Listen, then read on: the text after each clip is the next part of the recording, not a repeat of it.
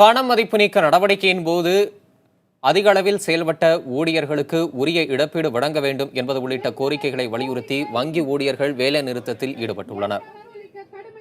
நாடு முழுவதும் நடைபெறும் வேலைநிறுத்த போராட்டத்தில் சுமார் 10 லட்சம் ஊழியர்கள் பங்கேற்றுள்ளனர். வள்ளுவர் கோட்டத்தில் 9 வங்கி ஊழியர்களின் தொழிற்சங்கம் சார்பாக போராட்டம் நடைபெற்றது.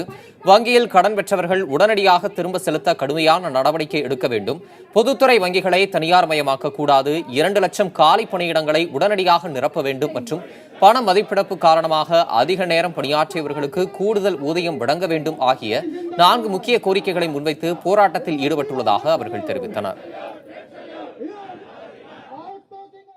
பெருகி வரக்கூடிய வராக்கடன் மிகப்பெரிய செல்வந்தர்கள், முதலாளிகள், தொழில் அதிபர்கள் வங்கியில கடனை வாங்கிவிட்டு திருப்பி செலுத்தாமல் ஏமாற்றிக் கொண்டிருக்கின்றார்கள்.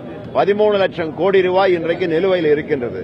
சாதாரண விவசாயிகள், ஏழை மக்கள், மாணவர்கள் அனைவரும் வாங்கிய கடனை நியாயமாக திருப்பி செலுத்தி வருகின்றார்கள். ஆனால் பெரும் முதலாளிகள் தான் பிரச்சனை.